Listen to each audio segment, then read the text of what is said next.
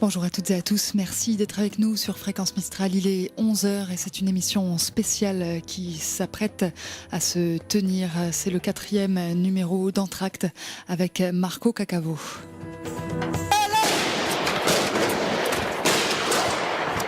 Ils sortent là, ils sortent. Chut, ils sont là.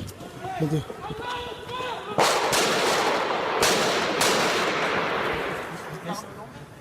Baissez-vous. Baissez-vous. Tu les vois encore? Mais non, Edouard, tout.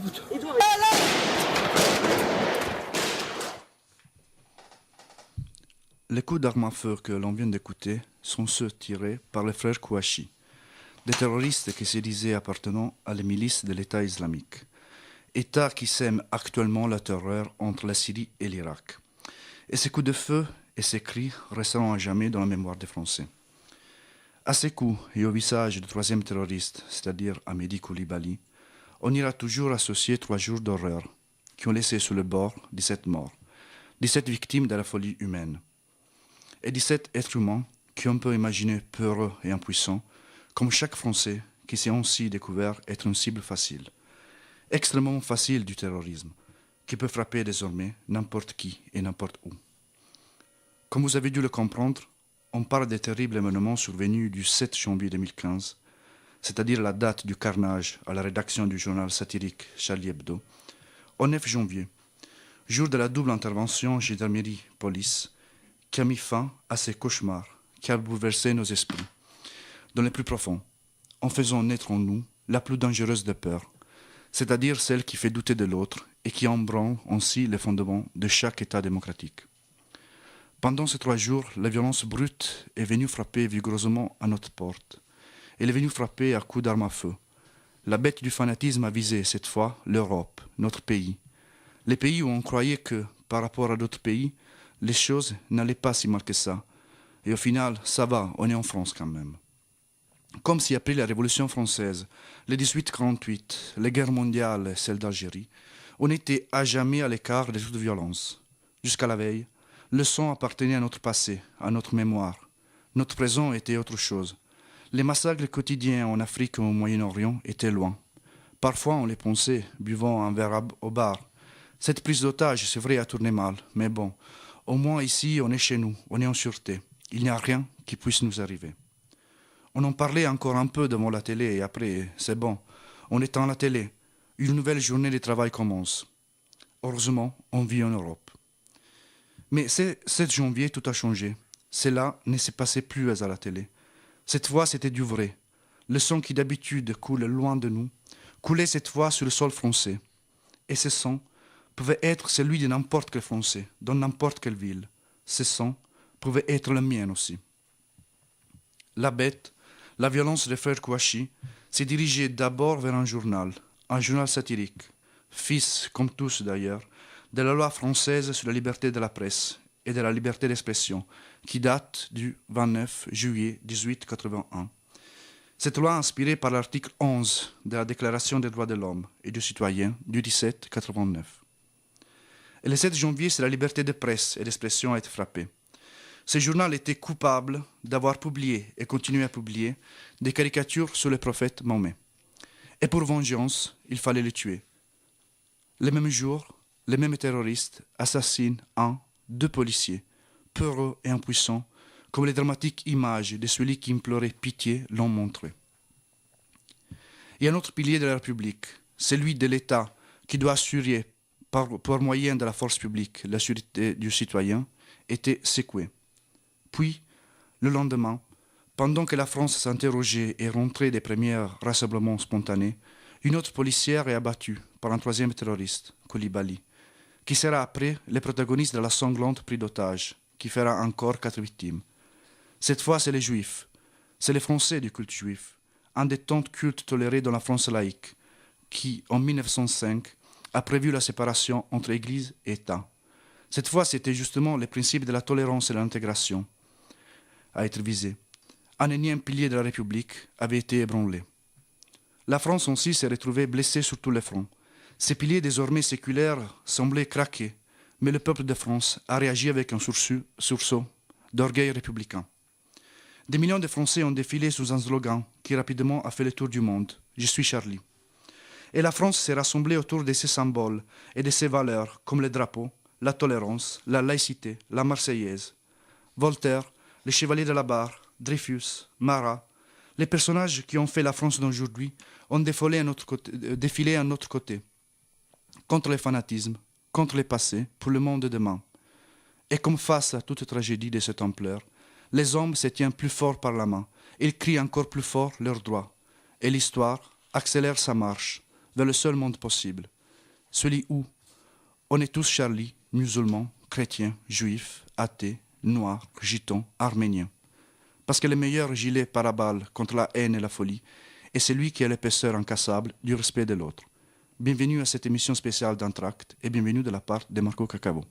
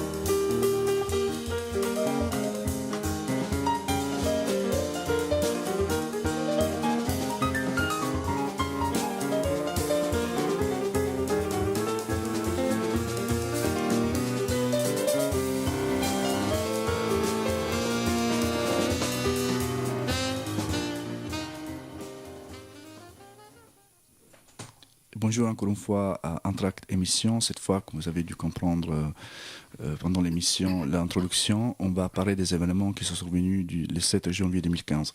Et aujourd'hui, je suis très ravi de pouvoir partager ces petits moments de réflexion. Il y a un plateau très riche. On a l'occasion d'en discuter, d'échanger nos points de vue, que c'est un peu la base, c'est les dialogues, c'est la base pour aller vers le monde de demain, qui est des petits attentats, grands attentats terroristes, ils ne peuvent pas empêcher, ils ne peuvent pas ralentir la marche de l'histoire, c'est-à-dire d'un monde partagé, d'un monde globalisé, où il y a aussi la globalisation des droits. Et là, je suis ravi de pouvoir partager mon micro avec M. Boustani Rafat, directeur de la mosquée de Manosque. Bonjour. Bonjour. En tant que représentant de la communauté musulmane à Manosque, et il y a aussi Gilbert Maris, curé du pays de Manosque. Bonjour. Jamel Nassar, philosophe. Bonjour. Isabelle Coffé, représentant d'Amnesty International. Bonjour. Et pour finir avec François Malabave, journaliste et directeur de Fréquence Mistral. Bonjour Marco, bonjour à tous, merci de m'avoir invité. Merci à vous pour avoir répondu présent à cette invitation. Le premier thème que je voudrais aborder, ça sort d'une question personnelle, c'est que moi je me pose et je pense que pas mal de Français ils se posent également. C'est-à-dire que la culpabilité de Charlie Hebdo, c'était celle d'avoir publié et continué à publier des vignettes satiriques. Donc je me pose la question, jusqu'où on peut pousser la liberté d'expression, la liberté d'écriture, la liberté, et s'il y a face à des commissions religieuses des limites qu'il ne faut pas franchir. Bien sûr, tout en sachant qu'il y a une grosse différence entre l'indignation personnelle, ça c'est tout à fait compréhensible, on a le droit, et le fait d'embrasser une arme à feu. Qu'est-ce que vous en pensez, messieurs? Rafat. Bon, d'abord, je vous remercie de m'avoir invité à cette table ronde. C'est très, compte tenu des personnes présentes, ça va me sembler extrêmement enrichissant. Il faut commencer d'abord par faire une différence fondamentale, non seulement dans l'esprit des musulmans, que je représente localement, mais je pense que c'est sur le plan national, voire même humain qu'il faut l'affirmer. Il n'y a aucun concept qui justifie des crimes. Ça, ce sont du pur crime. Commis par musulmans ou non musulmans, ce sont des crimes. Ensuite, il n'y a pas meilleur moyen de régler le problème, c'est de mettre les vraies définitions aux mots. Les mots ont un sens. Et malheureusement, beaucoup de concepts dans notre... et on le voit tous les jours, les définitions ont été galvaudées. Parlons par exemple de la liberté d'expression. J'aurais personnellement préféré parler de la liberté d'opinion. L'État garantit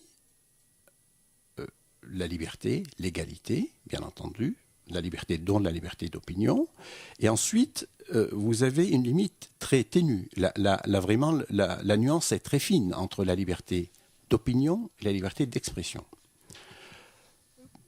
Pour faire vite, lorsqu'un journaliste présente quelque chose, il y a 3 mécanismes qui sont sous-tendus par cette présentation. Soit il va relater un événement. Il va faire un reportage sur un accident de la route. Il va rapporter comment cet accident s'est passé. Ça, c'est factuel. Donc, il a une présentation objective d'un événement déroulé. Deuxième mécanisme, il donne une analyse à une situation actuelle. Par exemple, comment l'économie actuelle mondiale fonctionne. Il fait une analyse économique, il peut faire une analyse politique, une analyse voire même spirituelle. Et là, en plus de la présentation objective, il donne une analyse un petit peu subjective, quand bien même elle est sous-tendue par des arguments scientifiques. Donc il y a un petit élément de subjectivité dans sa présentation. Troisième mécanisme, il exprime une opinion personnelle, qu'elle soit scientifique, économique, religieuse, spirituelle, sociologique. Et là, nous ne sommes plus du tout dans l'objectivité. Il exprime un sentiment qu'il donne aux médias. Ça, ce sont en gros les 3 mécanismes.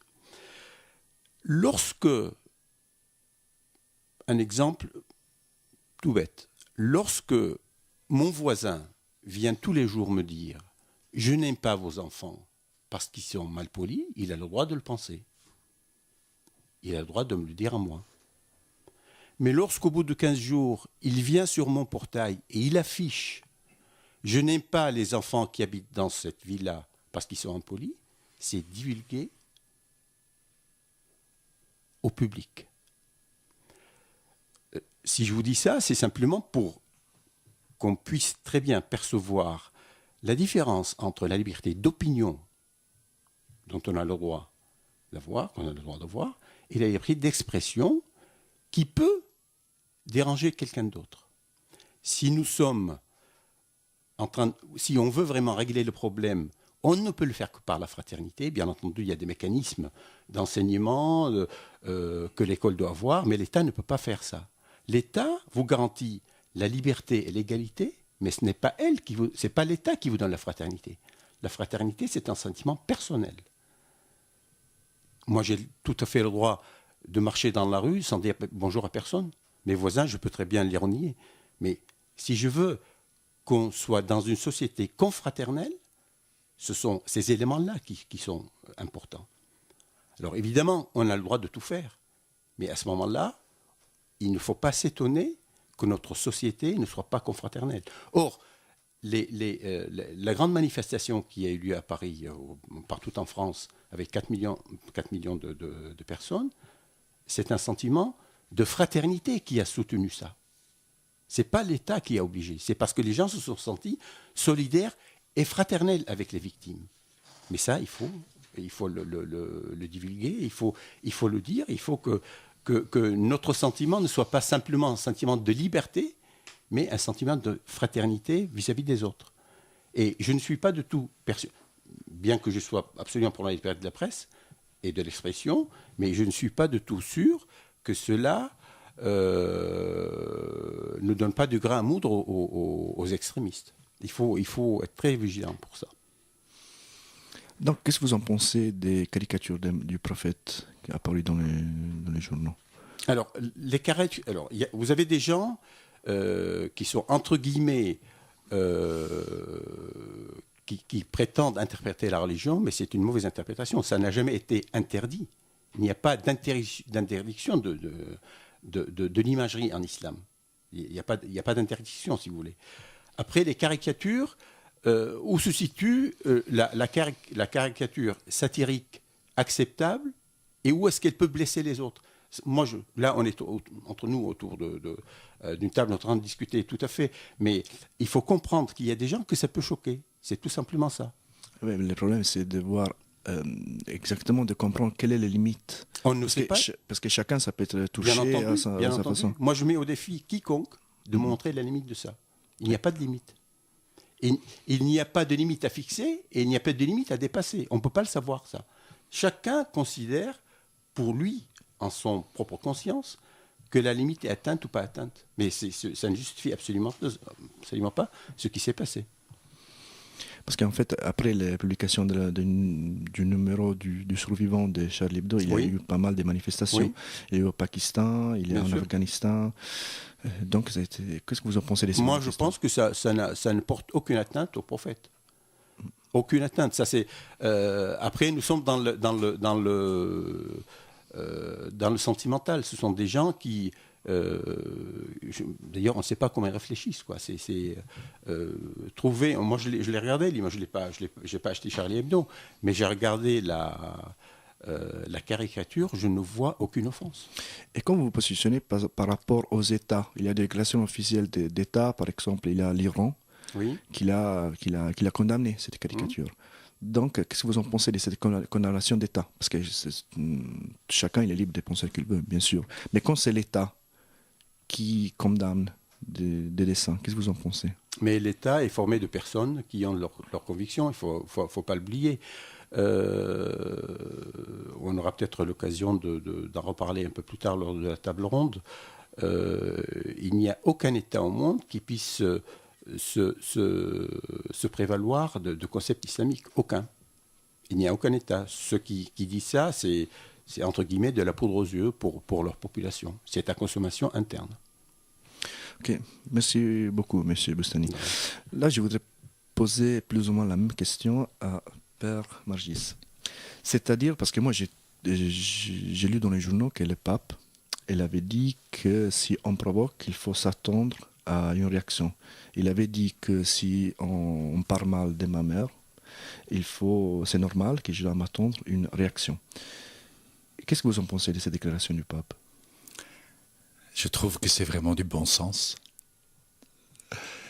Et je voudrais justement, tout en disant que je rejoins en tout ce que Rafat vient de dire, que justement la liberté d'expression qui était donc effectivement particulièrement visée par ces horreurs absolument condamnables et à condamner, je voudrais faire allusion au fait que justement dans toutes les réactions, etc., qu'on a énormément de fois entendu les valeurs de la République.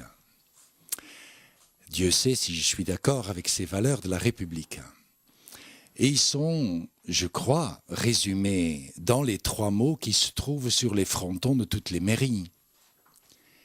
Mais je crois que ces valeurs n'ont de valeur que dans la mesure où justement elles sont cohérentes.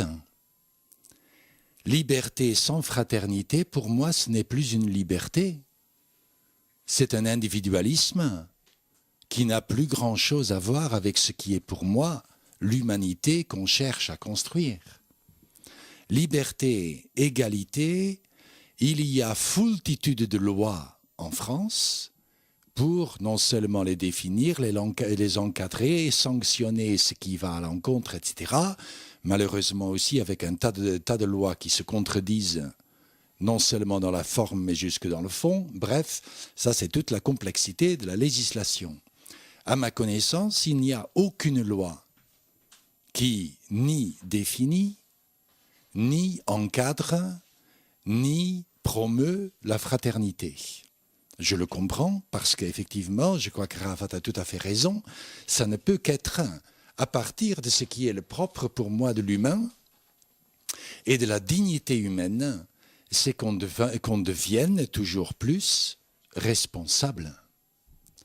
Et donc pour moi, liberté d'expression, ça ne dispense pas de la responsabilité. Tout acte que je pose, être un acte humain, ça veut dire que j'assume la responsabilité des conséquences. Et puisqu'il s'agit justement dans le métier des journalistes de la communication, si on communique, ça veut dire qu'on s'adresse bien à quelqu'un. Si on ne regarde pas en face et les yeux dans les yeux ceux à qui on s'adresse, quel est le degré d'humanité dans l'histoire? Quel est le degré de la responsabilité dans l'histoire? Si en plus, avec tous nos moyens qui ont tant de bons, de la mondialisation, de la communication, quel sens de responsabilité doit nous habiter pour savoir que chaque parole que je divulgue dans le monde, que j'ai à assumer les responsabilités de ce que cela provoque, à qui je m'adresse, comment je m'adresse. Et à ce niveau-là, je tiens quand même aussi à souligner que moi j'ai été terriblement peiné, même si je comprends, ça fait partie maintenant de notre manière de faire, que pendant plus de 3 jours, ça a été du non-stop, en boucle. Sur X chaînes et toutes les radios que j'ai pu entendre. Je n'ai pas tout vu, hein, loin de là. Mais qu'est-ce qu'on a provoqué? Une psychose de peur, d'amalgame, de généralisation. Quand on communique, on est responsable de ce qu'on provoque, de ce qu'on suscite, de ce qu'on transmet. Je voudrais rajouter que quand on crée, on contribue à créer une psychose de peur, on contribue à provoquer, à susciter exactement les mêmes effets qu'on condamne en condamnant le fanatisme. Le propre du fanatisme, c'est justement qu'on ne réfléchit plus, qu'on devient des machines.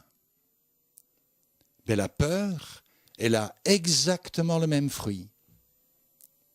Au lieu de prendre de la hauteur pour pouvoir effectivement penser, réfléchir, la peur, elle devient viscérale et empêche de réfléchir. Moi, je me dis, liberté d'expression, c'est pour nourrir une réflexion, pour faire grandir une capacité de responsabilité.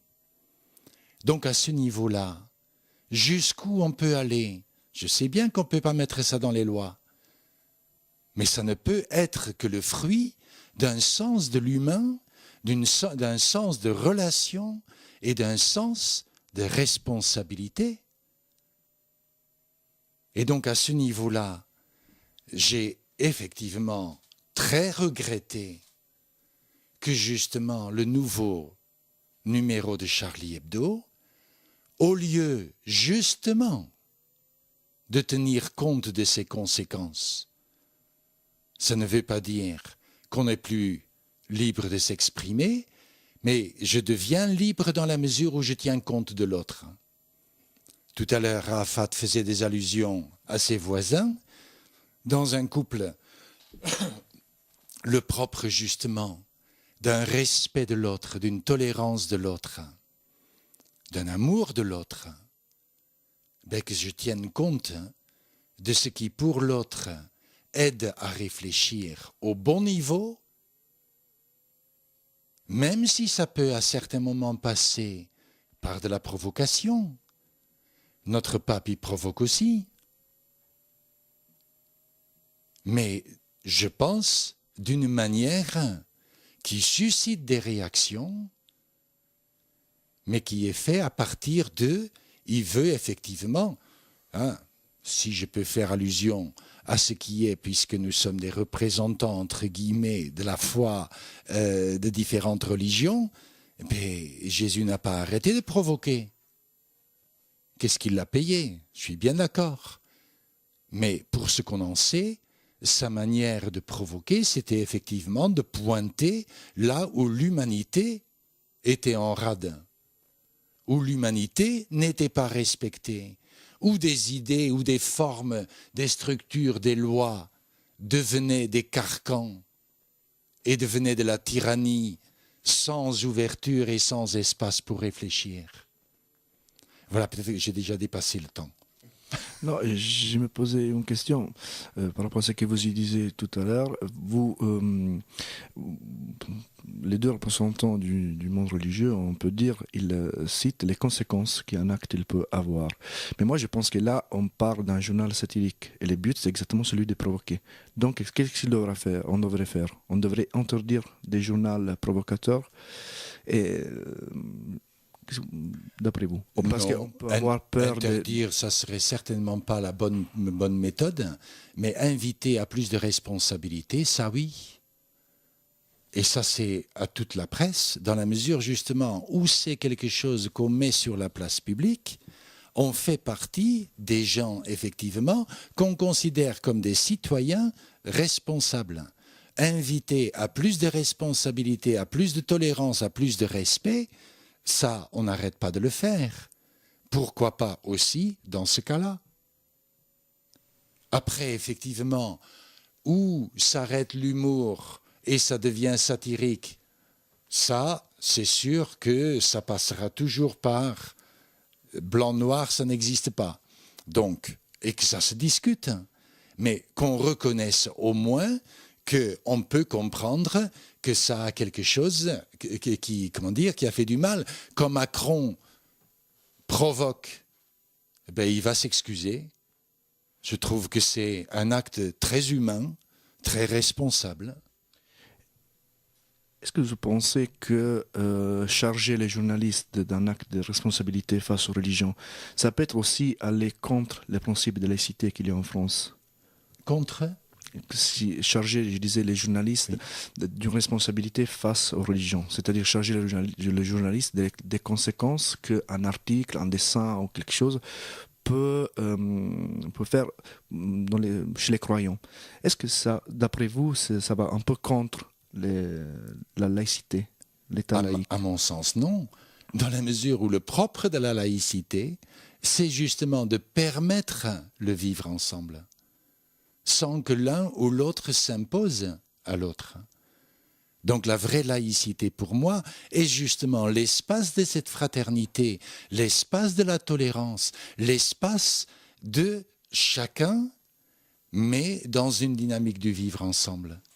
Donc pour moi, c'est la laïcité par excellence, qu'on travaille tous, quelles que soient nos opinions, quelles que soient nos spiritualités, quelles que soient nos convictions, qu'on soit devant un projet commun qui est justement construire la paix. Et la tolérance et le respect, c'est le seuil minimal, d'ailleurs, qui est le seuil minimal de la justice. Merci, Vargis. Et à propos de la responsabilité du journaliste, quand il écrit, quand il est face à ses auditeurs, à ses électeurs, est-ce que vous pensez, monsieur François Malabab, quelle est la responsabilité du journaliste? Il a le droit de tout faire en sachant que les limites, c'est celui marqué par la loi, ou il doit se poser aussi des questions au niveau professionnel qui vont au-delà de la loi? Il y a beaucoup de choses, Marco, dans cette question, mais également dans les interventions tout à fait honorables de Rafat et Gilbert, que je salue. Je voudrais revenir avant de répondre à cette question, sur une intervention de Rafat à propos de l'objectivité, de la subjectivité de notre métier. Si je veux être objectif, je vais m'en tenir au fait, rien qu'au fait. Je vous dirai le 7 janvier, 14 morts à Paris. Ça, ce sont les faits. C'est court, non ? C'est court. Pourquoi ils sont morts ? Qui est mort ? Qui a fait cet acte ? Donc le journaliste est obligé d'amener des éléments d'explication, des éléments de compréhension. Donc forcément, on n'est pas confronté à un dilemme entre la liberté d'opinion et la liberté d'expression. Évidemment, comme chacun, on a nos propres opinions, mais c'est un métier qu'on exerce. Donc effectivement, avec des responsabilités, ce que disait Gilbert, on ne peut pas écrire n'importe quoi, faire n'importe quoi, mais en même temps, si on lit nos articles, si on écoute nos reportages, si on regarde nos reportages, c'est parce qu'il y a une expression professionnelle, c'est parce qu'il y a une lecture personnelle, une interprétation, ça s'appelle l'expression, et donc le droit à la liberté d'expression. Après, c'est vrai qu'il faut arriver à tenir compte du milieu extérieur, c'est-à-dire qu'un journaliste iranien n'a pas forcément la même approche qu'un journaliste américain et encore moins qu'un journaliste français. Ce sont des cultures, ce sont des nations différentes avec des approches. Si je vous dis Voltaire, Zola, Hugo, ça dit quelque chose. On a sorti d'ailleurs leur nom de l'oubli pendant cette période, la loi de 81, Marco en parlait à l'instant, Théophraste Renaudot, Albert Londres, enfin tout cet héritage de la presse française qui est tout à son honneur et qui s'est retrouvé confronté à un cataclysme. On a débarqué avec des kalachnikovs dans une rédaction. Vous vous rendez compte ? Vous vous rendez compte de ce cataclysme ? Ça n'était jamais arrivé. Jamais arrivé. J'ai été, moi, très choqué, vous vous en doutez, très peiné, très triste et très en colère. C'est pas mon point dans la figure que j'aurais envoyé, c'est peut-être plus Gilbert que le pape. Mais là, ce jour-là, il y a eu quelque chose de terrible pour notre pays, pour la démocratie, pour l'humanité tout entière. Que des fous furieux débarquent avec des armes de guerre dans un pays en paix et qui dézinguent des caricaturistes et des journalistes, c'est inadmissible, inacceptable. Alors après, que ces caricaturistes aient fait un travail de provocation, c'est gentil, provocation. Je voudrais citer François Cavana, qui est l'un des pères de Charlie Hebdo, de toute cette mouvance Harakiri, et qui disait à des jeunes journalistes: méfie-toi de la censure, évidemment. Et il rajoutait: méfie-toi aussi de sa sœur, l'autocensure. Et il concluait: on les emmerde toutes les deux. Évidemment, c'est François Cavana, c'est pas moi qui parle. Mais vous vous rendez compte ? Et là, on a la teneur de la presse française, qui est toute son honneur, c'est-à-dire qu'on ne va pas provoquer les gens pour les provoquer. On ne va pas agresser des gens. Il faut pas croire que...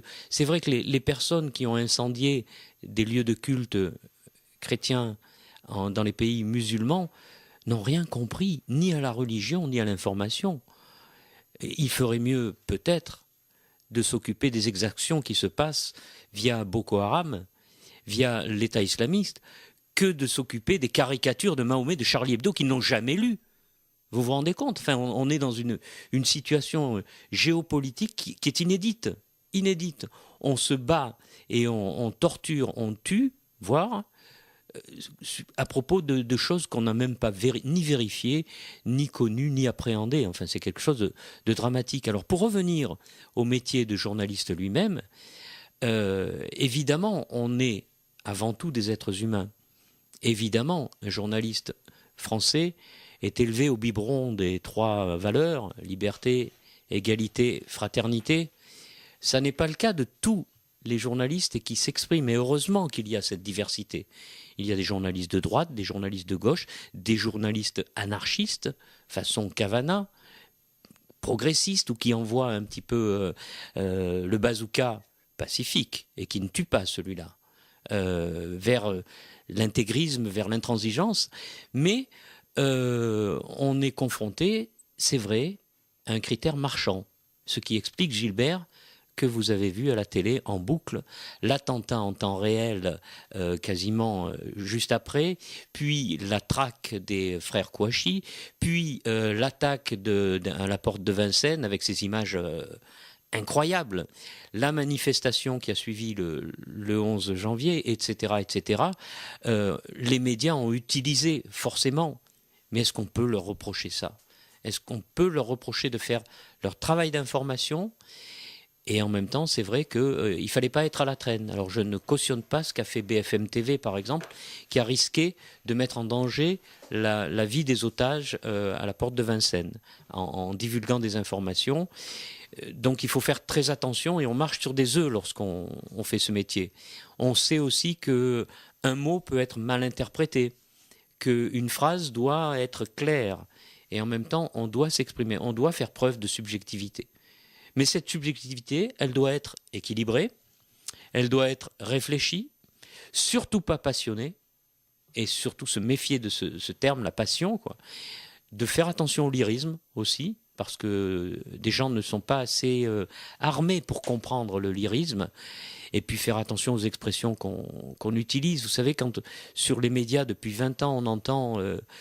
les habitants du RER pris en otage par une grève à la RATP ou des choses comme ça, est-ce que c'est pas galvauder une expression terrible qu'on a vue véritablement dans sa réalité à la porte de Vincennes, pris en otage ? Donc il faut qu'on revienne nous aussi sur notre propre pratique, nous journalistes, de se dire attention à ce qu'on véhicule, attention à la manière dont c'est reçu par le public, mais en même temps il ne faut pas se voiler la face. Il faut dire les choses qui fâchent, c'est notre travail, c'est notre métier. Il faut faire avancer les dossiers, les réflexions sur l'actualité, sur la situation politique, sur la laïcité. C'est un mot important, laïcité. Pourquoi on ne l'a pas collé après liberté, égalité, fraternité ? Peut-être qu'on va y venir. Peut-être qu'on mettra solidarité aussi, tiens, parce que ça n'y est pas dans ces trois mots. La solidarité, de s'occuper des autres à côté, de donner à l'autre, ce qui est l'un des préceptes du Christ notamment. Donc, vous voyez des choses qui sont importantes. Les journalistes sont très au fait de ces choses-là. Mais on est pris aussi par un travers. Ça s'appelle l'audimat, ça s'appelle le marché, ça s'appelle il ne faut pas être coco en retard, hein, c'est ça qu'on dit dans les rédactions. Donc tu te rends compte, un tel a sorti l'info avant toi, mais où t'étais ? Donc c'est ça qui est terrible et qui nous bouscule, sans parler évidemment du quatrième média qui est maintenant sur la place publique, c'est évidemment l'Internet, qui n'est pas réalisé par des journalistes qui sont respectueux de l'information et des personnes, qui vérifient leurs sources, qui font attention à ce qu'ils écrivent et qui ne blessent pas, qui n'injurient pas les personnes. Au contraire, n'importe qui sur Facebook, par exemple, peut non pas analyser, mais injurier, jurer, juger, tout de suite. On n'analyse pas, on ne confronte pas, non, on condamne. Ça, c'est pas le rôle du journaliste. C'est pas son rôle. François, si demain vous êtes nommé directeur de Charlie Hebdo, comment structurez-vous le journal, en sachant que c'est un journal satirique ? C'est du rêve, ça, Marco. C'est du rêve. Ce serait un honneur pour moi, sincèrement. Mais je pense que Riss est vraiment à sa place là où il est. Maintenant, il est directeur de la publication. C'est évidemment un journal qui a accompagné ma vie de citoyen. Charlie Hebdo, j'ai l'âge où on a été élevé à lire Harakiri et Charlie Hebdo et à rire de Charlie Hebdo, parce que c'est le sens de ce journal. C'est pas de dresser les gens les uns contre les autres. Le combat, je l'ai dit le 7 janvier sur notre Facebook, le combat de Charb, T-News, Cabu, Honoré et les autres, hélas, il continue. On a reçu, c'est un cataclysme, je l'ai dit, hein, les journalistes du monde entier d'ailleurs ont réagi à ce drame terrible, mais ce combat continue. C'est pas un combat pour blesser les gens. On ne va pas blesser les gens en caricaturant le prophète. Mais ce prophète-là qui est sur la page de Charlie Hebdo, des survivants, il est plutôt sympathique, il est plutôt humain, il pleure. Et en plus il dit quelque chose qui est un des préceptes aussi de l'Évangile, tout est pardonné. Vous vous rendez compte ? Le message d'amour qu'il y a sur cette page, je pardonne la mort de mes copains. C'est ça qu'ils ont écrit, hein. C'est ça qu'ils ont dit. On a besoin d'eux. On a besoin d'eux pour nous faire réfléchir, pour avancer, pour nous faire rire aussi, même si on n'est pas d'accord. Les gens qui ont manifesté, les 4 millions de Français qui étaient dans la rue, il y en a qui ne connaissaient pas Charlie Hebdo. Ben maintenant, ils connaissent. Charlie Hebdo est sauvé maintenant, financièrement parlant. Ils étaient en grave crise financière, comme beaucoup de titres de la presse écrite, hein. Je ne vais pas vous dire le Ravi à Marseille, la Marseillaise dans notre région, Nice Matin, enfin bref. La presse écrite est confrontée à des problèmes marchands, d'existence réelle, financière.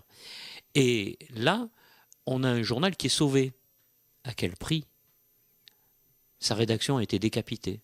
Son histoire a été complètement chamboulée. Quand on enlève un Cabu, un Wolinski, ça y est, il n'y a plus Charlie Hebdo.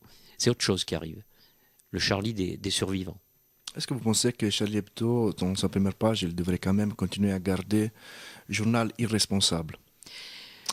Marco, je suis journaliste et je respecte mes confrères. Ils ont fait le choix éditorial qu'ils ont choisi. Je ne peux pas dire plus. Je peux dire à titre personnel que je trouve qu'ils ont raison. Mais je le dis à titre personnel. Je n'irai jamais m'immiscer dans une rédaction. Toutes les rédactions de France ont repris « Je suis Charlie ». Toutes les rédactions de France sont Charlie. Nous-mêmes, ici, à Fréquence Mistral, on a beaucoup parlé là-dessus. Et on a exprimé des choses par rapport à la laïcité, par rapport à la liberté, à l'égalité, à la fraternité.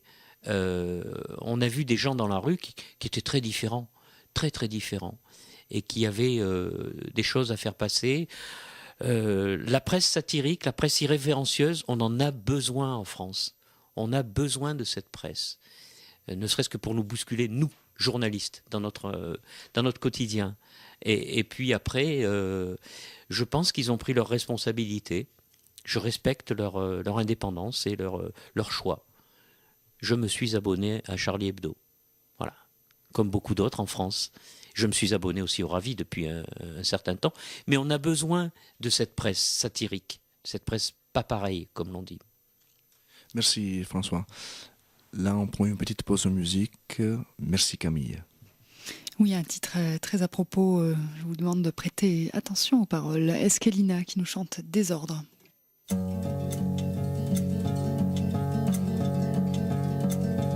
Quand ils tiennent les ficelles de l'enfer et du ciel, qu'ils tirent la barre du bon Dieu et nous le diable par la queue, la version officielle les appelle l'ordre religieux.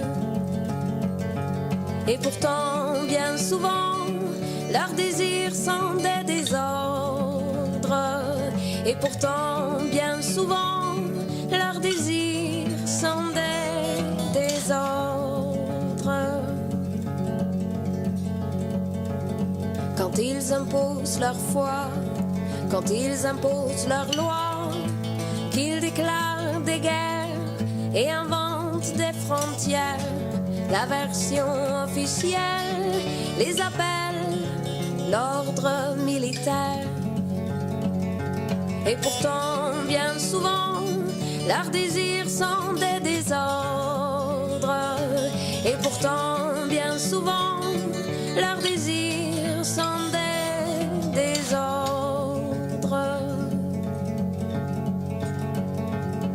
Viennent les destructions et les reconstructions, les rapaces rappliquent autour du grand pique-nique.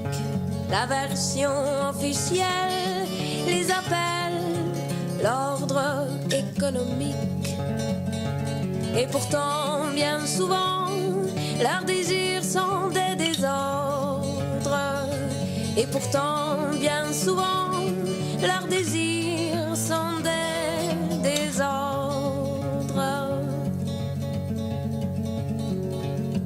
Et si l'on proteste, et si l'on manifeste, au nom de la République, on reçoit des coups de trique. La version officielle les appelle l'ordre public. Et pourtant, bien souvent, leurs désirs sont des désordres. Et pourtant, bien souvent, leurs désirs sont des désordres. Tout ce qu'ils veulent, c'est qu'on ferme nos gueules. Le règne de leur dynastie se moque bien de notre avis. La version officielle les appelle l'ordre établi. Évidemment, bien souvent, nos désirs font désordre. Évidemment, bien souvent, nos désirs font désordre. Nos désirs font désordre.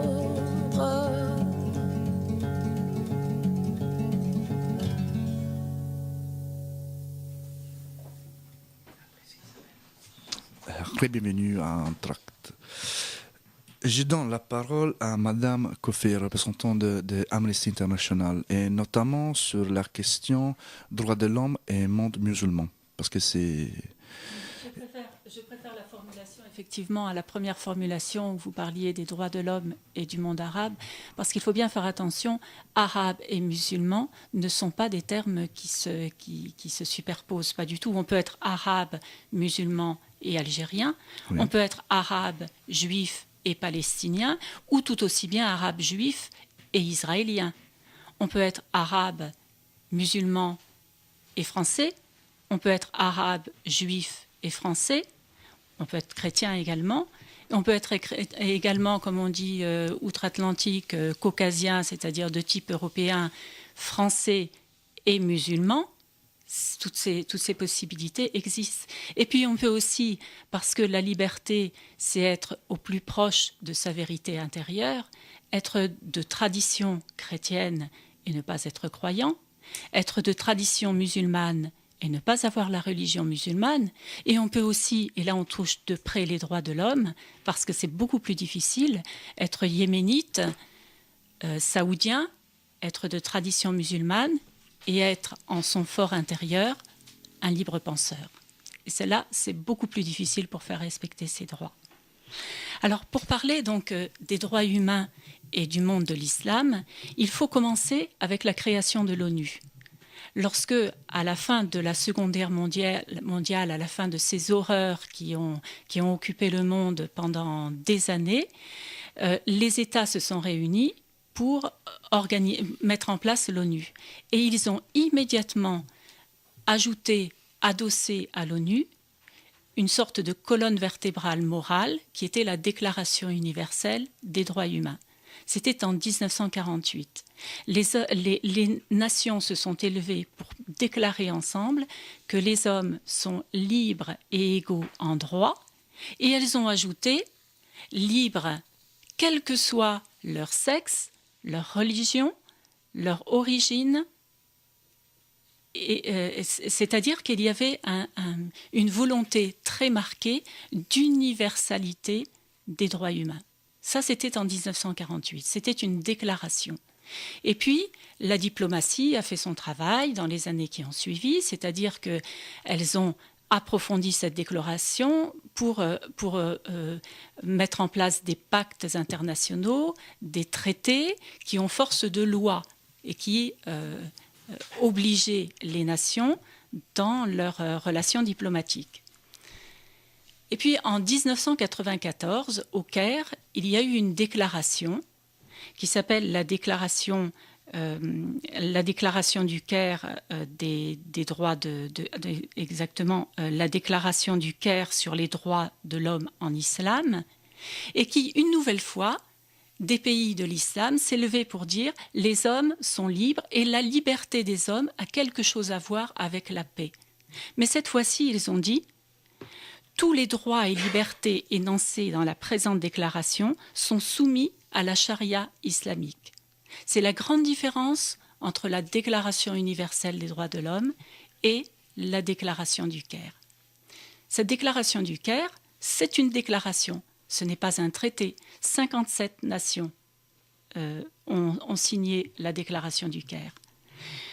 Mais c'est une déclaration, c'est-à-dire quelque chose qui est de l'ordre symbolique. Malgré tout, cette déclaration s'immisce dans le discours diplomatique régulièrement, et régulièrement revient sur la table, c'est-à-dire l'obligation de soumettre les droits humains à la charia islamique.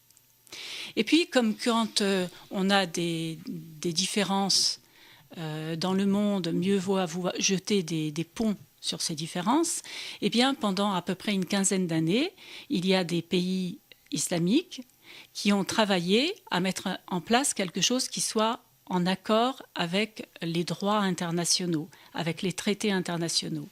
Et ils ont invité à ce genre, à leur réunion, des observateurs de l'ONU. Et ils ont mis en place la charte arabe, cette fois-ci, des droits de l'homme. Alors, cette charte arabe des droits de l'homme, elle est plus en accord avec la Déclaration universelle des droits de l'homme, elle est plus intégrée dans les lois et les traités internationaux. Malgré tout, elle n'est pas exactement, elle ne correspond pas exactement. Il y a quand même de grands domaines qui sont exclus. Par exemple, la charte arabe des droits de l'homme n'est pas claire sur l'interdiction de la peine de mort envers les mineurs. Elle n'est pas claire du tout sur ce qui concerne le droit des minorités, etc. Voilà, ça c'est les deux grandes choses. Et tout à fait en dehors de ce dialogue diplomatique, eh bien, il y a des groupes autoproclamés de l'islam qui, de façon tout à fait arbitraire, interprètent l'islam et de façon tout à fait arbitraire imposent des lois. Et ces groupes autoproclamés, ce sont par exemple Boko Haram, c'est Daesh et c'est les talibans. Voilà. Alors, dans ces groupes autoproclamés, les premiers à avoir des problèmes pour lesquels les droits de l'homme ne sont pas respectés, eh bien, ce sont les femmes, les journalistes, les défenseurs des droits humains, les minorités. Voilà. Ça, c'est... Merci. Je voulais poser une question à Boustany Rafat. Est-ce qu'on peut, d'après vous, concilier la charia et la déclaration des droits de l'homme ? Ah, bien sûr, il n'y a aucun problème. La difficulté, si vous voulez, comme dans tout, c'est de savoir si ce qu'on pense est réellement bien interprété ou pas. C'est un problème.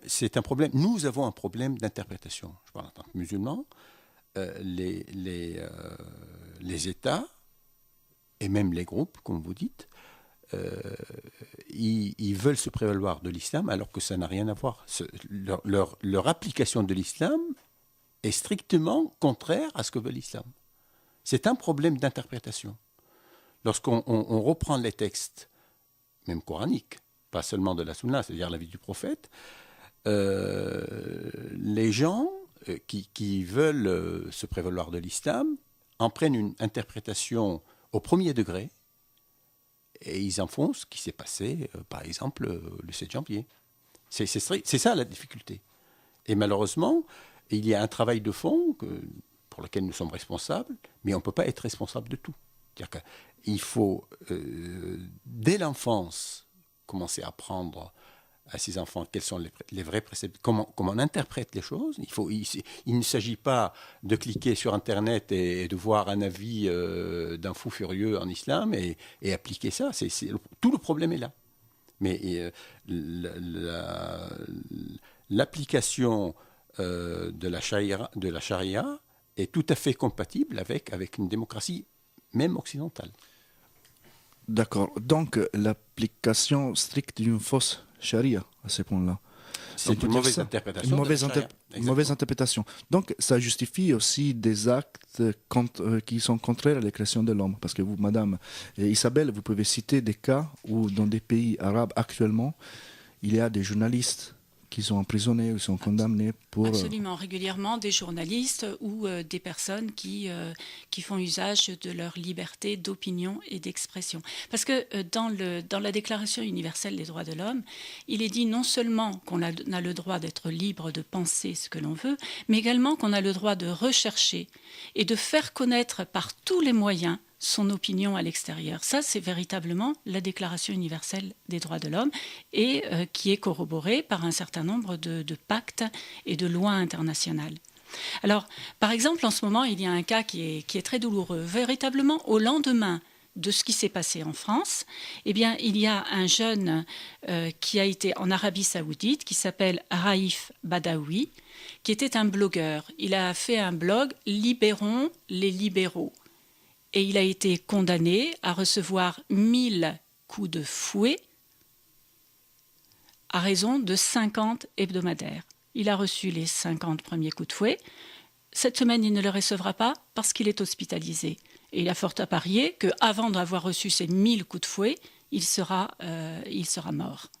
Il y a actuellement des pétitions qui circulent et c'est aussi de la liberté d'expression que d'aller signer ce genre de choses. Alors pourquoi c'est interdit ? C'est interdit par le pacte international politique et civil, qui est un grand pacte international signé par à peu près tous les États du monde, dont l'Arabie Saoudite. Il est interdit d'infliger des peines qui soient dégradantes et humiliantes. Et il est interdit également de torturer. Or, c'est proprement de la torture. Voilà, ça c'est un cas douloureux actuellement. Et puis très souvent, à Amnesty International, nous sommes amenés à défendre le droit des femmes dans les pays de l'islam. Savez-vous par exemple qu'en Arabie Saoudite, eh bien, les femmes n'ont pas le droit de conduire. Alors je ne sais pas si c'est très en rapport avec l'islam, mais c'est interprété comme ça et les femmes n'ont pas le droit de conduire. En Iran, des femmes se sont données pour mission de faire signer de recueillir 1 millier de signatures pour obtenir l'égalité en droit des hommes et des femmes. Eh bien, elles ont été arrêtées. Alors, elles n'ont pas été arrêtées au motif qu'elles ont fait signer cette déclaration, parce que c'est contraire aux droits internationaux.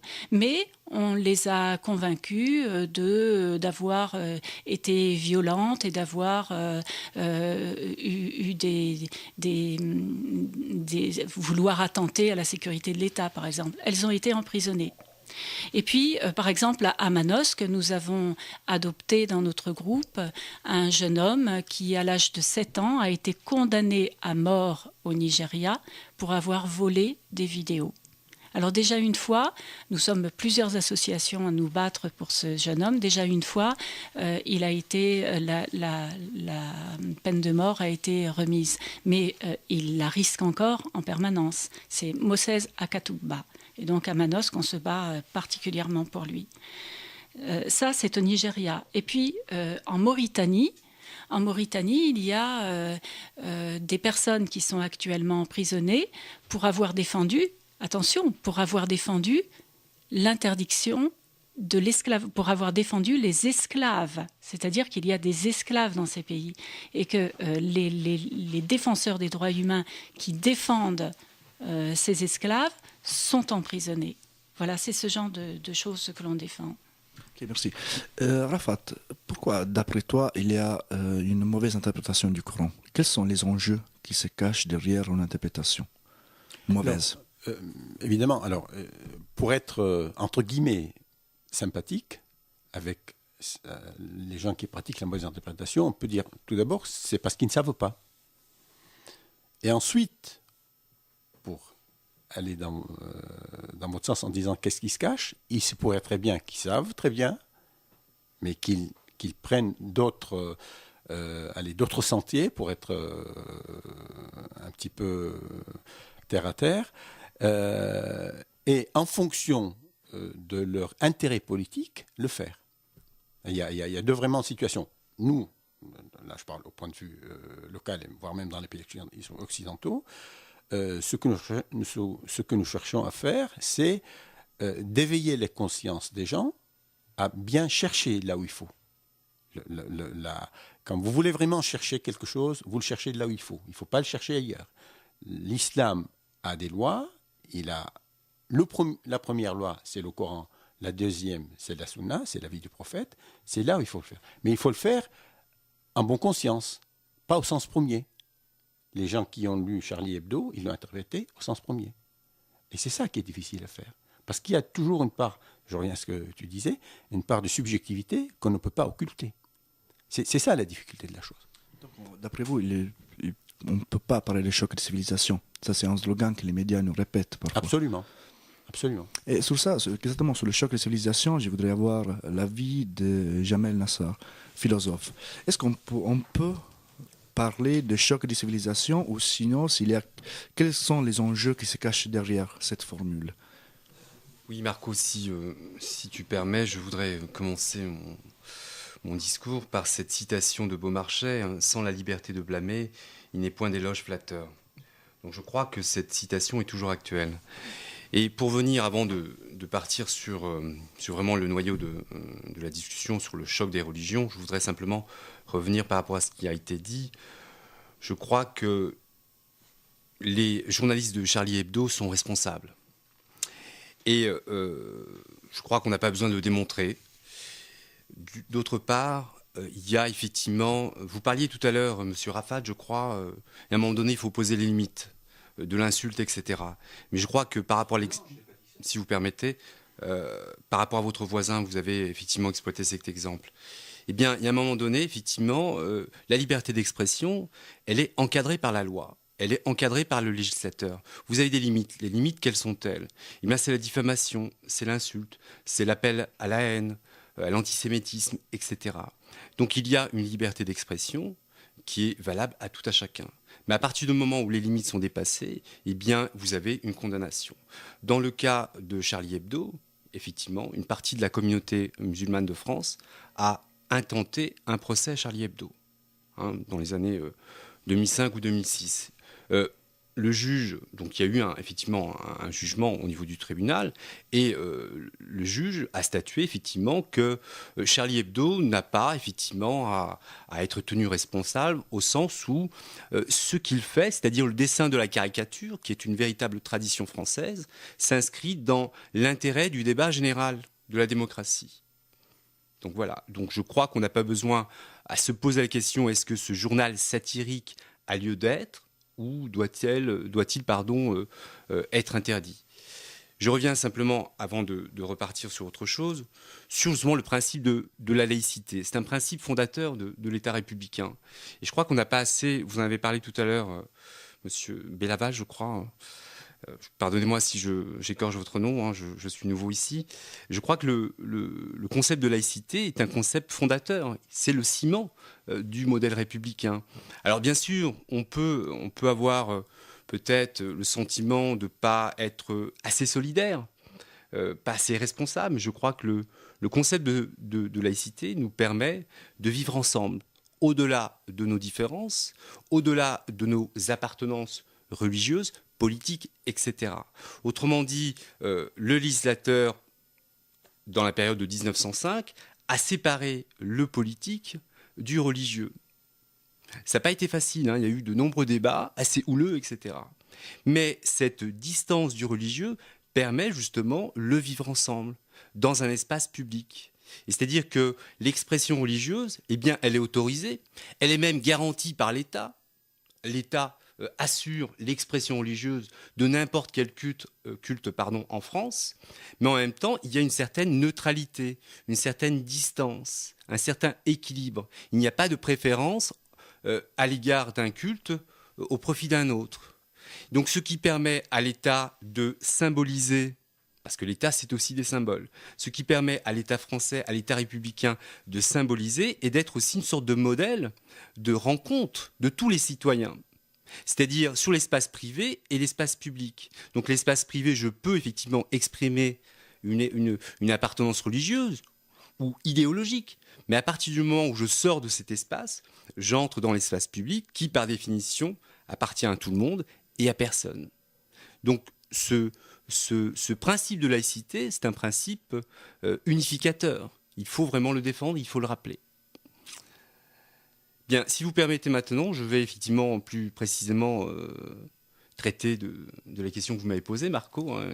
S'agit-il d'un choc des religions ? Est-ce qu'on peut véritablement parler d'un choc des religions par rapport à ce qui s'est passé, par rapport aux dramatiques événements qui se sont déroulés en direct, comme vous l'avez dit, hein. Et effectivement, là, c'est aussi une autre dimension de la télé-réalité, hein. C'est-à-dire que là, on a en pleine figure la réalité, effectivement, un massacre d'êtres humains, c'est-à-dire de semblables. Donc, effectivement, il y a quelque chose aussi pour la presse de novateur. Je crois qu'aussi il y a une date ici à retenir. Hein.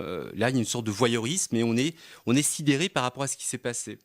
Alors, s'agit-il, parce que ce qui m'a un peu embêté dans le début du débat, c'est qu'on essayait de faire entendre qu'il y avait plus ou moins une responsabilité, que voilà, je suis désolé, ce sont des criminels, ce sont des terroristes, et il n'y a rien de religieux dans ce qu'ils ont fait. Je crois qu'on est tout à fait d'accord là-dessus. Il n'y a rien de religieux dans ces criminels.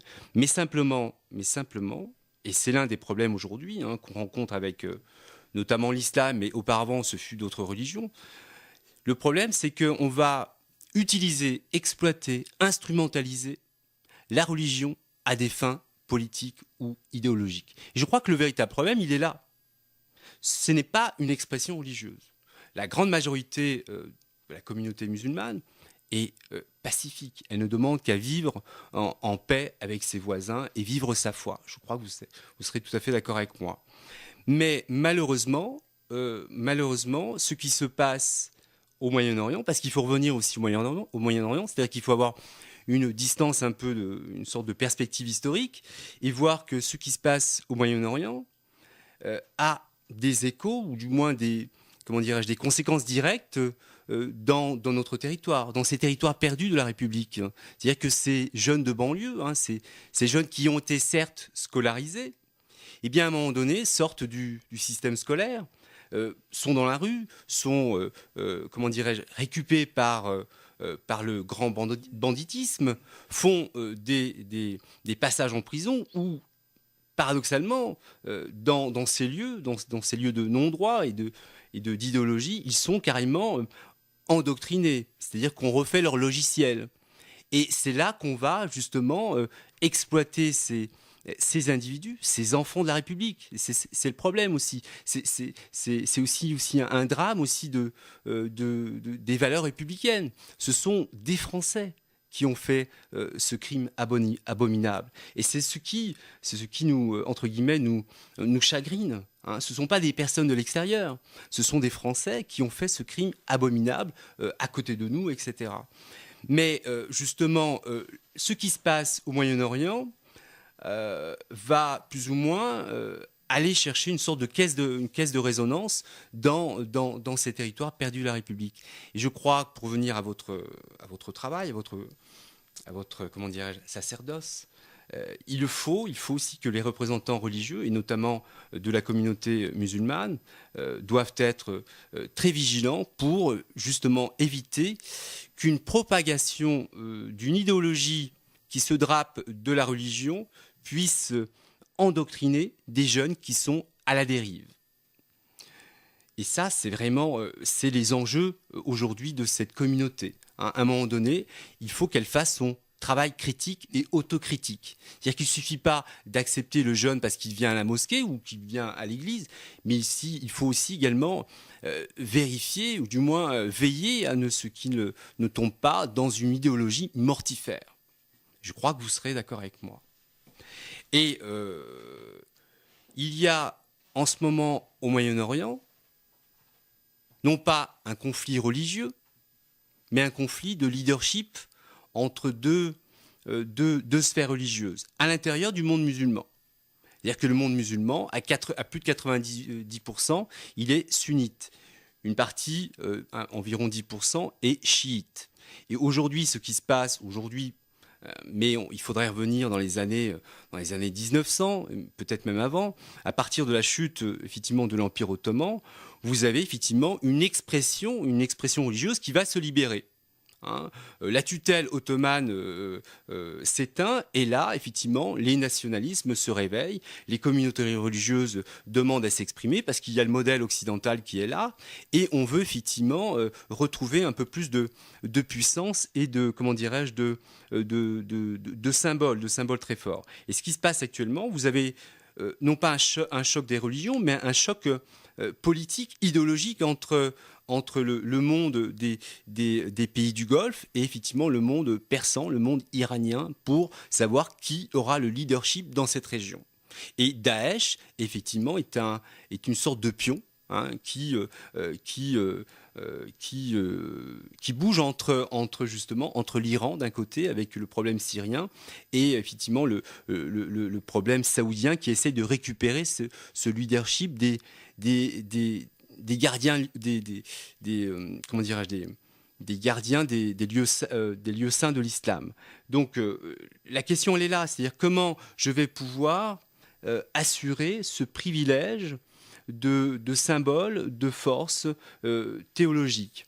Il n'y a rien de religieux. À un moment donné, on sort de l'expression religieuse pour être dans une expression politique et idéologique. Et dans ce contexte, quel est, Jamel, d'après toi, le rôle de l'Europe ? Je crois que c'est une bonne question. Quel est le rôle de l'Europe ? Je crois que l'Europe se réveille. Effectivement, on le voit, l'Europe ne peut pas plus ou moins fermer ses frontières ou laisser une sorte de sas intérieur. Je crois que l'Europe, il faut aussi qu'elle soit un modèle de tolérance, de vie, comme c'est le cas, mais elle a aussi besoin d'avoir une fonction à l'extérieur, et effectivement de donner les moyens à ces populations de se libérer de la tutelle politique des dictatures, mais également de donner aussi les moyens aux individus de se libérer, d'être autonomes. Et ce que nous renseigne par exemple cette période des printemps arabes est significative. C'est-à-dire qu'à un moment donné, ces populations n'en peuvent plus de ces dictatures, n'en peuvent plus de ces conservatismes religieux. Et je suis désolé, ces populations ont également Internet, ont également des paraboles, ont une image de l'Occident, ont une image des libertés et du respect de l'individu. Donc on ne peut pas à la fois leur proposer ces images et en même temps leur refuser les moyens d'accès à ces espaces de liberté. Donc je crois, pour revenir plus précisément à votre question, je crois que l'Europe a aussi une fonction déterminante par rapport à ce qui se passe. Merci Jamel. Merci Camille pour une petite pause de musique. On écoute tout de suite Vincent Perani et Émile Parisien, Song of Medina.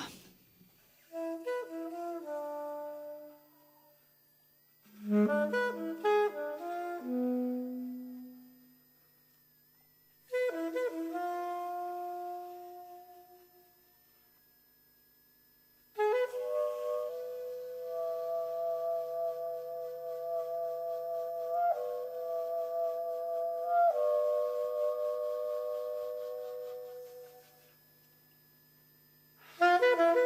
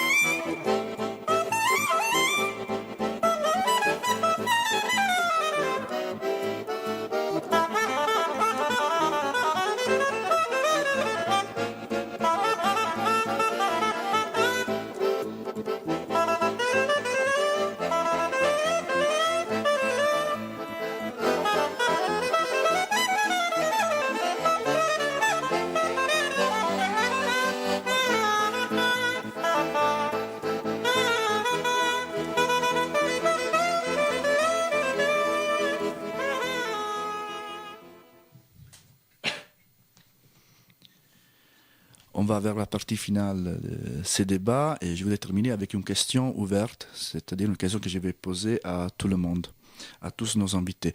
Moi, j'étais très choqué par la lecture d'un article du Monde qu'il disait, il interviewait un jeune français, j'imagine, qui était parti en Syrie faire les djihad. Donc, il posait une question facile, c'est-à-dire pourquoi tu es parti? Il répondait, si je me souviens bien, que comme en France, il n'avait pas de valeurs, il savait même pourquoi il vivait, il n'avait pas de futur, il n'avait pas d'avenir, au moins en Syrie ou ailleurs, dans les pays où malheureusement il y a des guerres, il pouvait faire quelque chose pour lui, il pouvait remplir un peu une vie vide de valeurs. Et moi, je crains que ce sentiment de ces garçons-là, on peut l'élargir à une petite partie, heureusement, mais quand même elle est importante, des garçons, des hommes et des femmes issus de la deuxième et troisième génération en France. C'est-à-dire que peut-être ils se retrouvent à être une génération sans valeur. Qu'est-ce que vous en pensez, messieurs Boustany? C'est tout à fait ça, malheureusement. Alors après, il faudra revenir aux sources. Pourquoi ce jeune qui a été persuadé par quelqu'un certainement qui a dû le lui dire, ici tu n'es rien, là-bas tu seras quelqu'un. Pourquoi ici il n'était rien? Faut partir de là. Parce que si ce jeune avait premièrement une bonne éducation, deuxièmement un emploi, troisièmement de bons critères d'intégration, il ne serait certainement pas allé. Donc c'est tout ça qu'il faut expliquer. Ce problème est un problème multifactoriel. Quand bien même il aurait eu un emploi ou qu'il serait intégré, s'il avait une mauvaise éducation, il serait parti quand même. S'il avait une bonne éducation, et je pense que c'est ça la clé de la solution. On peut être pauvre, pas d'avoir d'emploi, être mal intégré, mais s'il y a une bonne éducation, religieuse ou autre, on ne va pas faire ça. On ne le fera pas. Donc il y a des cases qui manquent dans sa tête, et ce n'est pas forcément, je réponds à votre question, madame, de la liberté, l'apprentissage de la liberté. En France, on est libre. Ils sont libres, ces gens-là. Pourquoi ils vont ça? C'est pas parce qu'ils manquent de liberté en France qu'ils vont faire ça là-bas. C'est pas du tout ça. La notion de liberté, ils l'ont en France. Il manque de repères. Alors, on peut manquer de repères idéologiques, sentimental à la limite, de repères matériels, de repères philosophiques, de repères religieux, mais lorsqu'on part de sa famille avec une bonne éducation, on ne va pas faire ça. Ça, c'est mon opinion. Donc vous pensez que ça va remplir un peu le vide dans le cœur des gens aujourd'hui? Donc les mauvais conseillers religieux Oui, ils vont s'enraciner dans un vide de valeurs. Exactement, c'est exactement ça. Merci. Et moi, je reviens vers toi, Jamel. C'est-à-dire que ça m'étonne qu'on puisse partir pour faire de sa vie une œuvre d'art, comme disait quelqu'un, même si c'est une très mauvaise œuvre d'art.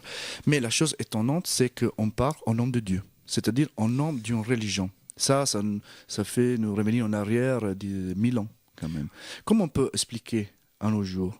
Oui, je crois que tu as tout à fait raison, Marco. Il y a quelque chose de paradoxal. Laisser sa vie, laisser ses amis et aller effectivement dans un autre pays qu'on ne connaît pas. Et je crois que là, cela relève effectivement du mal-être mental, comme vous avez dit tout à l'heure, des jeunes esprits qui sont en manque de repères ou, paradoxalement, qui peuvent parfois être très bien éduqués ou très bien instruits, avec des diplômes, etc., paradoxalement, sont saisis par cette émotion fraternelle. Parce que les réseaux sociaux, les boîtes à djihad, fonctionnent comme les boîtes de marketing, c'est-à-dire qu'ils agissent sur la compassion, sur le sentiment, sur l'intérêt d'aller défendre ces frères musulmans, entre guillemets, qui sont massacrés, etc., etc. Donc ces jeunes, une grande majorité sont des jeunes, se sentent effectivement comme dans une sorte de devoir de solidarité à faire le djihad. Mais paradoxalement, il faudrait dire à ces jeunes que le djihad, il est d'abord intérieur. Et je crois que le Coran impose le djihad intérieur, c'est-à-dire l'exercice de la rationalité sur soi-même.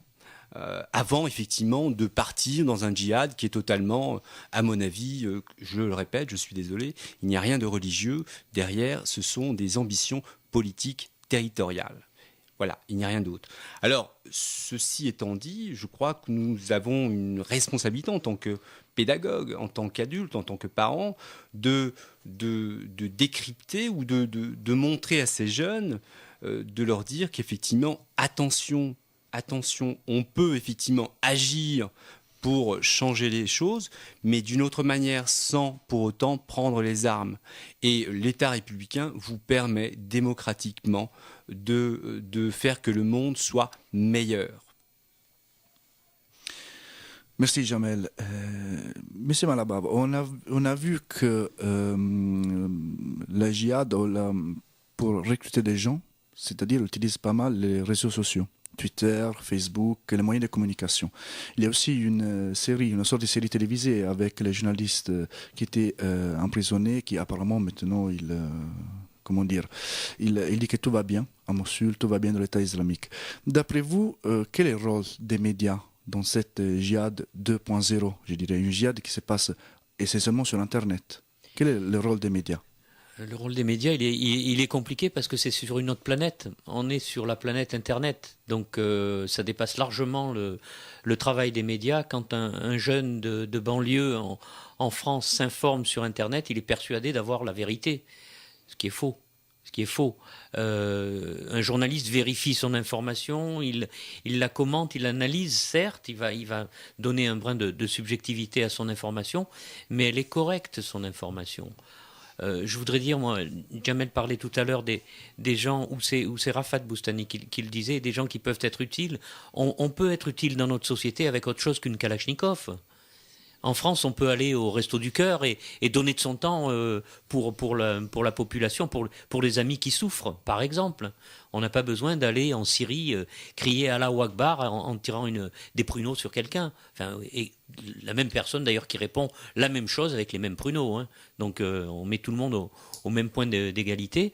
Non, on peut être utile, on peut faire œuvre de solidarité, je l'ai dit tout à l'heure, et en même temps on est confronté à une situation où effectivement les jeunes Français peuvent se reconnaître dans un idéal qui est un idéal marqué par le temps. Enfin, je veux dire, les guerres millénaires dont faisait référence Jamel tout à l'heure, mais pour moi, c'est quelque chose qui ça fait partie de l'histoire. Il ne faut pas l'occulter, bien sûr, mais c'est une histoire révolue. À l'heure actuelle, on devrait se préoccuper de la situation politique en Palestine, effectivement, où il y a deux blocs qui s'affrontent, qui sont des blocs politique. Je ne pense pas que ce soit un conflit religieux, là, la Palestine. Je ne l'ai jamais pensé. Il y a deux influences et en plus de ça, c'est la Terre Sainte. Donc, vous imaginez toutes les trois religions monothéistes qui se battent pour 3 km². Enfin bon, là, on n'a pas trouvé la solution. Elle est politique, elle est humaine, elle est financière, elle est sociale. Elle n'est pas religieuse, la solution. Enfin, selon moi. Après, qu'on puisse utiliser la religion pour dresser les gens les uns contre les autres, en France, on a le rempart de la laïcité. Bon sang, on a une loi Ça a été difficile en 1905 pour l'Église catholique. Ça a été difficile de comprendre que, on est dans une société où on a perdu un petit peu de son influence, mais enfin, on va tous vivre ensemble. Et puis après, notre société a intégré, au sens propre du terme, des populations notamment musulmanes, mais bouddhistes aussi. Et ça se passe très bien. Ce terme de laïcité, il se suffit à lui-même. On n'a pas besoin de lui coller un adjectif, ça ne sert à rien. C'est comme le verbe amour, par exemple. Quand on dit à quelqu'un « je t'aime », ça suffit. Si on dit « je t'aime un peu », ou même « je t'aime beaucoup », ça suffit pas. C'est pas « je t'aime », c'est bon. Et c'est pareil pour la laïcité. On est un État laïque, point. Pas de laïcité coercitive, pas de laïcité positive. Ça veut rien dire tout ça. Où on respecte la pensée, la religion des autres, mais on s'intègre dans une sphère collective et la religion s'exprime dans une sphère privée. Ça, c'est la laïcité. C'est l'exemple que donne la France. C'est pour ça qu'il y a eu 50 chefs d'État qui sont venus le 11 janvier en France. C'est pour ça. Donc on est le pays des Lumières, on est le pays de Voltaire, c'est vrai, Rousseau, et bon, il faut défendre ça, et maintenant on va pouvoir dire on est le pays de Charlie. Vous vous rendez compte ? Grâce à un attentat terrible, ce journal est sauvé. Il y en a qui doivent rigoler là-haut, tiens. Monsieur Rafat Boustani, d'après vous, actuellement, il y a un État islamique qui, d'après vous, il respecte la bonne interprétation du Coran, la bonne interprétation de la charia.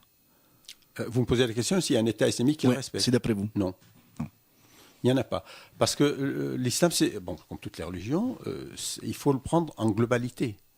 Il ne s'agit pas, je vous donne un exemple, encore une fois, quotidien, il ne s'agit pas d'aller faire la prière et d'aller voler un magasin après la prière. Vous ne pouvez pas appliquer une partie des préceptes de l'islam et laisser l'autre partie, sous peine justement d'avoir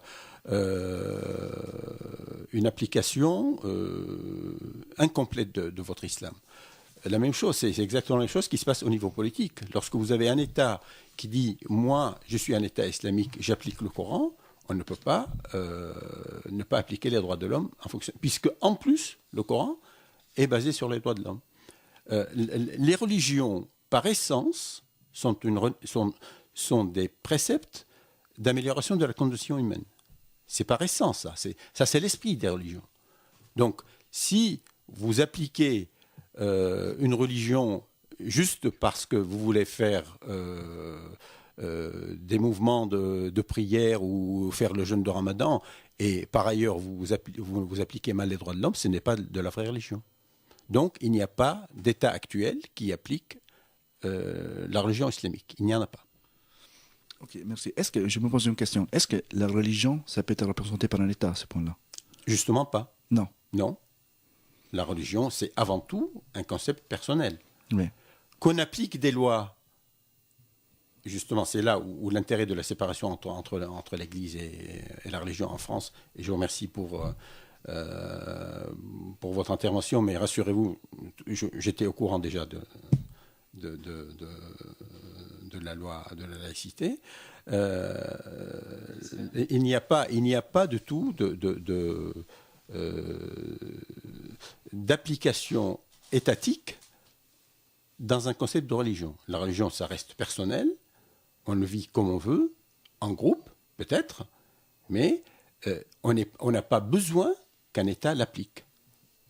D'accord. Là, je m'adresse à M. Margis. Comment la communauté chrétienne a vécu cette attaque à Charlie Hebdo ?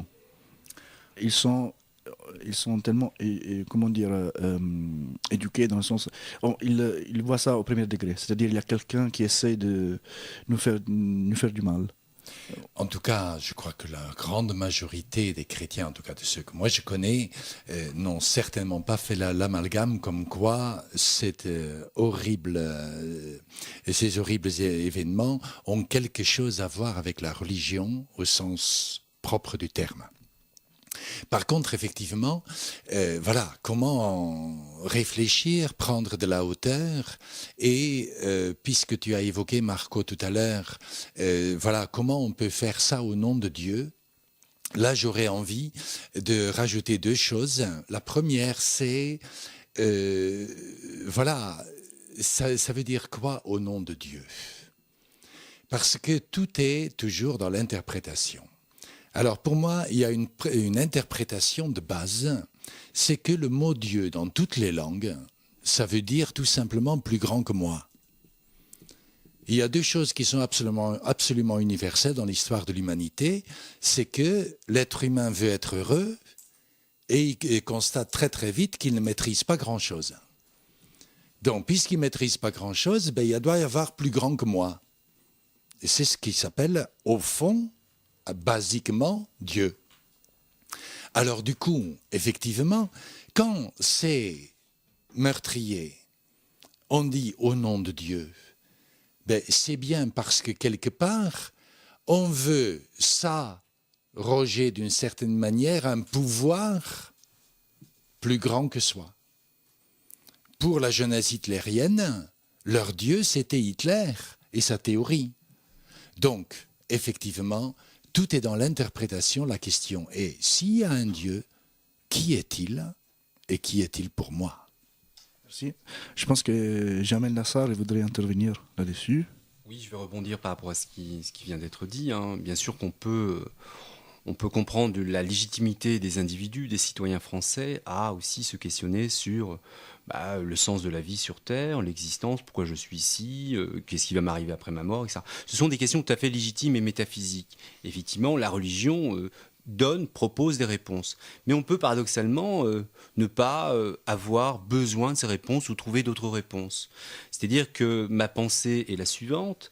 À un moment donné, lorsque je participe à un projet politique, en l'occurrence l'espace républicain, je dois m'interroger, je peux effectivement avoir un besoin de transcendance, mais ce besoin ne doit pas dépasser effectivement, comment dirais-je, la nécessité du vivre ensemble. C'est-à-dire la question qu'on doit se poser, c'est est-ce que j'ai besoin en priorité de m'identifier comme catholique, comme protestant, comme juif, comme musulman, bouddhiste, etc. Est-ce que j'ai besoin d'exacerber en priorité cette appartenance religieuse? Et je crois que le problème, il est là. Et ce problème, nous devons aujourd'hui le gérer. Et la laïcité, je suis désolé de revenir dessus, est un moyen quand même extraordinaire, une exception française que pas mal de pays nous envient. C'est un outil qui permet justement de mettre à distance et de dire attention, appartenance, oui, mais elle est limitée. Alors, si vous permettez, je vais simplement dépasser, effectivement. La question aujourd'hui, c'est comment dépasser ces appartenances identitaires, parce que parfois elles sont exacerbées, parce qu'elles remplissent des vides, vous l'avez rappelé tout à l'heure, sociologiques, professionnels, existentielle. Mais il faut toujours rappeler qu'il faut mettre à distance cette appartenance. Nous sommes d'abord des citoyens français avant d'être religieux, croyants, musulmans, catholiques, protestants, juifs, etc. Nous sommes d'abord des citoyens français. Je crois que c'est la priorité qu'il faut rappeler pour assurer ce vivre ensemble. Merci Jamel. Notre débat va prendre bientôt fin. Je voudrais juste poser une toute dernière question que je pense que chacun se pose. C'est-à-dire l'État islamique et la religion, quel est le rapport? Alors aucun, encore une fois. L'État islamique est ni un État ni islamique. C'est pas moi qui l'ai dit, je suis absolument d'accord, mais c'est pas moi qui l'ai dit, c'est le ministre des Affaires étrangères ou intérieures, je crois, britannique. Et c'est vraiment tout à fait à propos. Ce sont des gens, alors pour juste faire un petit rappel d'histoire, lorsque Bachar el-Assad, avec El-Maliki, qui était le chef de l'Irak à l'époque, ont vu qu'il va y avoir un printemps arabe chez eux, ils ont libéré des prisonniers de droit commun. des prisonniers, ça veut dire des malfrats, des prisons. Ils les ont armés, ils ont dit maintenant vous allez tirer partout et faire du terrorisme. En même temps, Assad disait, on se rappelle très bien, il disait aux pays occidentaux, c'est soit moi, soit le terrorisme. Et si vous ne me suivez pas, vous aurez le terrorisme. Et c'est ce qui arrive. C'est ce qui est arrivé. Donc c'est ni un État ni islamique. On ne peut pas se prévaloir de l'islam en tuant des gens et en violant des femmes. Soyons tout à fait clairs. Il ne faut pas non plus qu'on nous prenne pour n'importe qui. Voilà. Merci beaucoup et j'étais ravi de partager cette 1h30, même plus, 1h30 avec vous. Je remercie Rafat Boustani, directeur de la mosquée de Manosque, Gilbert Margis, curé du pays de Manosque, Jamel Nassar, philosophe, Isabelle Coffet, représentante d'Amnesty International, et notre directeur François Malabave. Merci à tous et à la prochaine émission d'Entracte. Merci Marco, à très bientôt. Ici assesseur Samuel, en seul vite on y pour faire. Liberté, liberté, qu'as-tu fait, liberté, pour ceux-là qui voulaient te défendre? Les voilà tes amis, ils étaient trop petits. Et demain le bourreau va les pendre.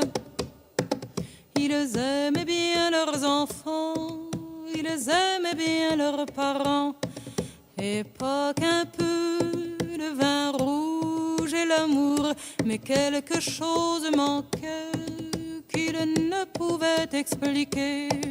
Et c'était toi, liberté, des beaux jours, avec une rose au chapeau, bien plus jolie qu'un drapeau. Droit devant eux, à jour sans sont allés, mais ils n'ont pas fait 4 pas, que les sergents étaient là, qui les tenaient au bout des pistolets. N'as-tu pas de visage, liberté, l'un joyeux, l'autre grave, liberté, liberté, liberté, qu'as-tu fait, liberté, pour ceux-là qui t'ont cru sur parole? Ils ne t'ont jamais vu, ils ne te verront plus. Liberté, fameux rêve des hommes, ils ne vivaient que par toi, ils ne parlaient que de toi, et c'est pour toi.